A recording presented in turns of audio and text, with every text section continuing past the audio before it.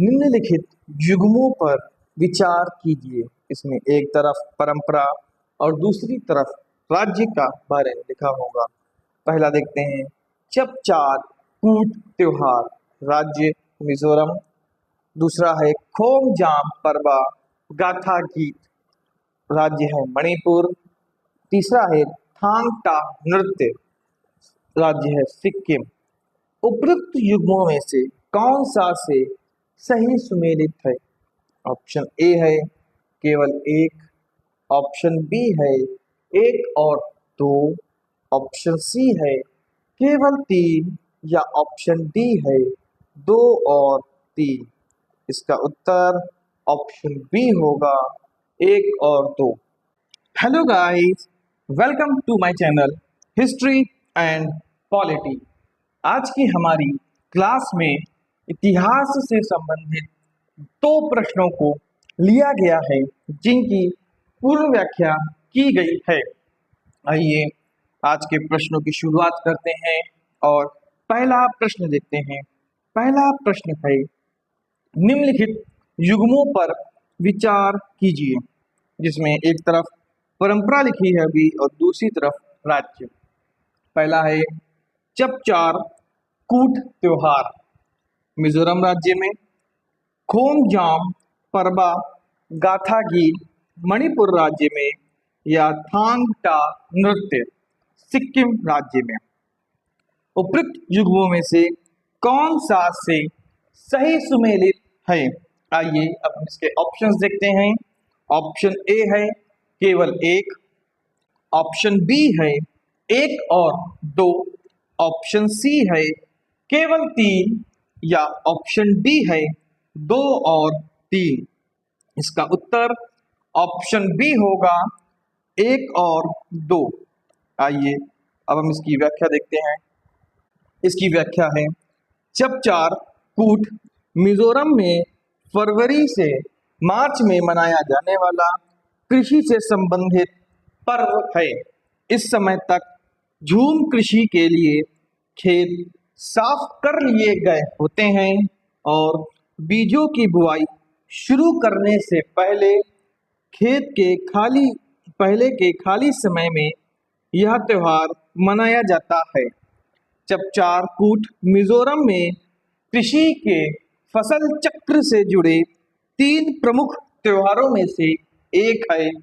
अन्य दो हैं मिमकूट और पावल कूट।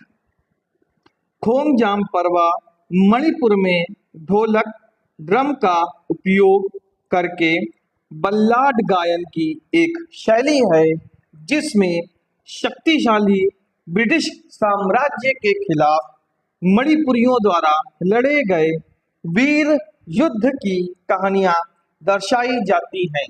तीसरा है थांग टा नृत्य, यह मणिपुर की प्राचीन युद्ध कला है। मणिपुरी भाषा में थांग का आशय तलवार से और टा का आशय बर्छी से है।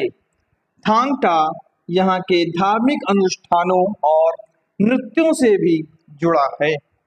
मणिपुर की थांग टा युद्ध कला मणिपुर के अति प्राचीन मार्शल आर्ट हुएन लॉन्ग को ही परिष्कृत रूप है।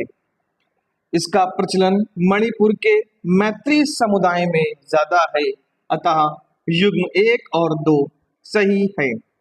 आइए अब हम लोग चपचार कूट त्योहार के बारे में जानकारी प्राप्त करते हैं। आइए देखते हैं चपचार कूट त्योहार। चपचार कूट मिजोरम का सबसे बड़ा और सबसे पुराना पारंपरिक बसंत उत्सव है।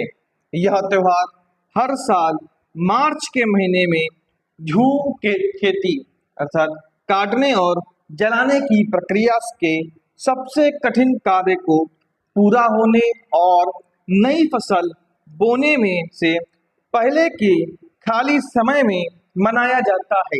आइए अब हम लोग चपचार कूट त्योहार की मुख्य विशेषताओं के बारे में देखते हैं। मुख्य विशेषता सर्वप्रथम देखते हैं आयोजन और तिथि। यह आमतौर पर मार्च में आता है और मिजोरम की राजधानी आइजॉल सहित पूरे राज्य में बड़े उत्साह के साथ मनाया जाता है। ये इसकी एक तस्वीर है जो आपको दिखाई गई है, जिसमें बैम्बू डांस भी होता है। अब इसका पारंपरिक नृत्य का देखते हैं। इस दौरान मिजो समुदाय के लोग रंग बिरंगे पारंपरिक परिधान पहनते हैं। सबसे लोकप्रिय आकर्षक चेराव नृत्य है, जिसे बांस नृत्य भी कहा जाता है। आइए अब हम इसके सांस्कृतिक कार्यक्रम को देखते हैं। सांस्कृतिक कार्यक्रम, ढोल और पारंपरिक संगीत के थाप पर लोग एक साथ नृत्य करते हैं। इसके अलावा स्वदेशी खेल, हथकरघा और हस्तशिल्प की प्रदर्शनियां और सामुदायिक भोज इस उत्सव के मुख्य अंग हैं। महत्व, यह त्योहार मिजो लोगों की एकता, समृद्ध विरासत और समुदाय की भलाई के प्रति कृतज्ञता और खुशी का प्रतीक है। आइए अब हम लोग खोंगजोम परवा गाथा गीत के बारे में जानकारी प्राप्त करते हैं। खोंगजोम परवा गाथा गीत। खोंगजोम परवा मणिपुर का एक अत्यंत लोकप्रिय और प्रेरणादायक पारंपरिक गाथा गीत संगीत कला रूप है। यह मुख्य रूप से 1891 के एंग्लो मणिपुरी युद्ध में ब्रिटिश सेना के खिलाफ लड़ने वाले मणिपुरी योद्धाओं के शौर्य और बलिदान की याद दिलाता है। आइए अब हम लोग खोंगजोम परवा गाथा गीत की मुख्य विशेषताओं को देखते हैं। मुख्य विशेषताएं, सर्वप्रथम हम इसकी ऐतिहासिक पृष्ठभूमि को देखते हैं। यह गाथा गीत खोंगजोम की लड़ाई में मातृभूमि की रक्षा के लिए प्राणों की आहुति देने वाले वीर सैनिकों जैसे पाउना ब्रजबशी के पराक्रम पर आधारित है। ये इससे संबंधित चित्र है जो इसमें लगाया गया है। दूसरा हम देखते हैं पारंपरिक वाद्य यंत्र। इस कला का प्रदर्शन ढोलक, एक प्रकार का ड्रम की थाप और ताल के साथ किया जाता है। भावुक गायकी, गायक इसे अत्यंत भावुक और ओजस्वी शैली में गाते हैं, जिससे सुनने वालों में देशभक्ति की भावना जागृत होती है। आइए अब हम विषयों का विस्तार देखते हैं। शुरुआत में यह केवल युद्ध की कहानियों तक सीमित था, लेकिन अब इसमें रामायण, महाभारत और खम्बा थोईबी जैसे स्थानीय प्रेम कहानियों को भी गाया जाता है। प्रमुख कलाकार, नमीराकप्पम इबेमनी देवी इस कला की एक महान प्रतिपादक हैं, जिन्हें भारत सरकार द्वारा पद्मश्री से सम्मानित किया जा चुका है। आइए अब हम लोग थांग टा नृत्य के बारे में जानकारी प्राप्त करते हैं। थांग टा नृत्य। थांग टा भारत के पूर्वोत्तर राज्य मणिपुर का एक प्राचीन मार्शल आर्ट नृत्य है। थांग का अर्थ तलवार और टा का अर्थ भाला होता है। मैतेई समुदाय के योद्धाओं द्वारा विकसित यह कला युद्ध कौशल और कलात्मक नृत्य मुद्राओं का एक अनूठा मिश्रण है, जो उनकी वीरता व संस्कृति को दर्शाता है। आइए अब हम थांग टा के बारे में, इसके नृत्य और इसकी मार्शल आर्ट की मुख्य विशेषताओं को देखते हैं, जो निम्नलिखित हैं। अर्थ, इसे औपचारिक रूप से हुएन ललोंग के नाम से भी जाना जाता है, जिसका अर्थ है तलवार और भाले की कला। ये इससे संबंधित चित्र है। आइए हम इसके इतिहास को देखते हैं। यह कला 17वीं सदी में मैतेई राजाओं के दरबार में फली फूली। अंग्रेजों के शासनकाल के दौरान इसे प्रतिबंधित कर दिया गया था, लेकिन गुप्त रूप से जीवित रही और 20वीं सदी में इसे फिर से पुनर्जीवित किया गया। आइए अब इसके तकनीक का बारे में देखते हैं। इसमें शरीर के संतुलन, लचीलेपन और नियंत्रण पर बहुत जोर दिया जाता है। इसमें तलवार, भाले और ढाल के साथ सटीक शारीरिक संचालन और नृत्य कदम शामिल होते हैं। प्रकार, यह 3 रूपों में अभ्यास किया जाता है। अनुष्ठानिक, प्रदर्शनकारी, तलवार और भाले के नृत्य सहित और वास्तविक युद्ध। थांग टा केवल एक युद्ध तकनीक नहीं है, बल्कि यह मणिपुर के लोगों की आध्यात्मिक मान्यताओं, अनुशासन और पारंपरिक मूल्यों का भी प्रतीक है।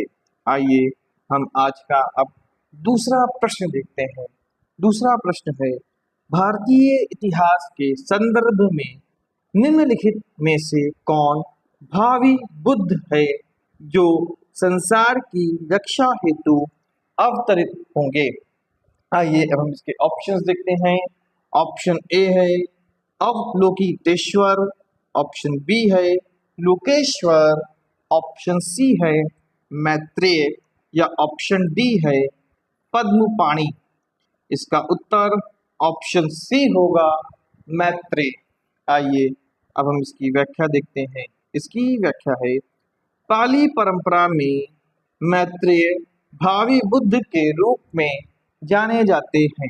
इस परंपरा में यह मान्यता है कि इनका जन्म तब होगा जब मनुष्यों का औसत जीवन काल 84,000 वर्षों का होगा। आइए अब हम मैत्रेय बुद्ध के बारे में थोड़ी जानकारी प्राप्त करते हैं। मैत्रेय बुद्ध, बौद्ध धर्म में मैत्रेय भविष्य के बुद्ध हैं। मान्यता है कि वे अगले बुद्ध के रूप में धरती पर अवतरित होंगे और धर्म के मार्ग भूल चुकी मानवता को पुनः ज्ञान देंगे। वर्तमान में वे एक बोधिसत्व के रूप में दूषित स्वर्ग में निवास कर रहे हैं। आइए अब हम मैत्रेय बुद्ध के बारे में मुख्य बातें देखते हैं। मैत्रेय बुद्ध के बारे में मुख्य बातें, सर्वप्रथम इसका अर्थ देखते हैं। मैत्रेय शब्द संस्कृत के शब्द मैत्री या प्रेम कृपा से बना है, जिसका अर्थ प्रेम पूर्ण मित्र या सभी का मित्र है। भविष्यवाणी, बौद्ध ग्रंथों जैसे अमिताभ सूत्र और कमल सूत्र के अनुसार जब गौतम बुद्ध की शिक्षाएं विलुप्त होने लगेंगी, तब मैत्रेय बुद्ध का आगमन होगा। प्रतीक, उन्हें अक्सर प्रेम के स्वामी और महाकरुणा के प्रतीक के रूप में पूजा जाता है। कला और चित्र, मूर्तियों और चित्रों में उन्हें अक्सर या तो एक शांत बोधिसत्व के रूप में या फिर एक सिंहासन पर पैर लटका कर यूरोपीय शैली में बैठे हुए दर्शाया जाता है। धन्यवाद। अगर आपको वीडियो पसंद आई हो तो आप वीडियो को लाइक, कमेंट और शेयर अवश्य करें तथा ऐसे ही नॉलेजेबल वीडियोस के लिए चैनल को सब्सक्राइब करें। तथा अगर आपको इसकी पीडीएफ चाहिए तो इसकी पीडीएफ आपको मेरे टेलीग्राम चैनल पर मिल जाएगी, जिसका लिंक आपको डिस्क्रिप्शन बॉक्स में मिल जाएगा। तथा अगर आप मुझसे मेरे अन्य सोशल मीडिया हैंडल से जुड़ना चाहते हैं तो मेरे फेसबुक पेज और इंस्टा पेज का लिंक भी आपको डिस्क्रिप्शन बॉक्स में मिल जाएगा। धन्यवाद।